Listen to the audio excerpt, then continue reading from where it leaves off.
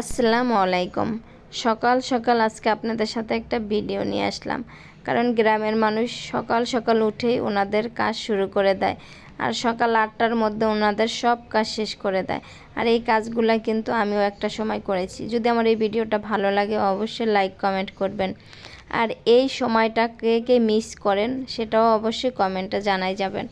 তো সকালে ঘুম থেকে উঠে ছাগলকে খেতে দিল, তারপরে এই যে উঠানটা ঝাড়ু দিচ্ছে। আর এই গ্রামের মানুষের এই একটা কাজ, সকালে একবার উঠান ঝাড়ু দেয়, আবার দুপুরে একবার উঠান ঝাড়ু দেয়।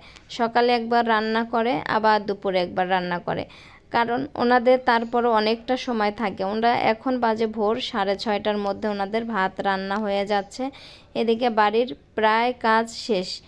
আর এদিকে যে আমার আর এক ভাবি হলো চাল ঝাড়তেছে, এটা হলো হাতের ধানের চাল।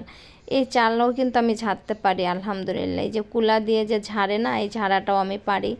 আর এই উঠান প্রতিদিন আমিও 2 বেলা ঝাড়ু দিছি গ্রামের বাসায়, আমার বাবার বাড়িতে বলেন শ্বশুর বাড়িতে বলেন, আমিও ঝাড়ু দিছি।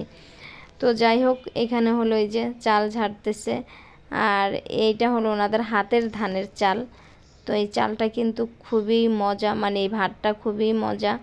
এটা আরেকটা আছে লাল চাল, ওইটা আরও বেশি মজা। তো এখন আমরা ওই যে শহরে যে চিকন চাল খাই, নাজির চাল খাই, ওইটা খেতে খেতে এখন আর এই চালের ভাত আমাদের গলাটা যায় না, এই আর কি। আর এইদিকে হলো ভাবি এই যে পাতিল ভর্তি করে চাল ঝাড়ছে। চিন্তা করেন, নিজেদের ধানের থেকে চাল বের করা কতটা পরিশ্রমের কাজ, আর সেই কষ্ট করেও কিন্তু তাদের মুখে যে আনন্দ আর হাসি, সেটা আমার কাছে যেটা মনে হয় শহরের মানুষের ভিতরে নাই। কারণ শহরের মানুষ একটুতে হাঁপায় যায়, আর এই কষ্টের কাজ যদি এখন আমাদেরকে করতে দেয়, তাহলে মনে করেন আমাদের অবস্থা কি হবে। তো যাই হোক, যদি আমার ভিডিওটা ভালো লাগে অবশ্যই লাইক কমেন্ট করবেন।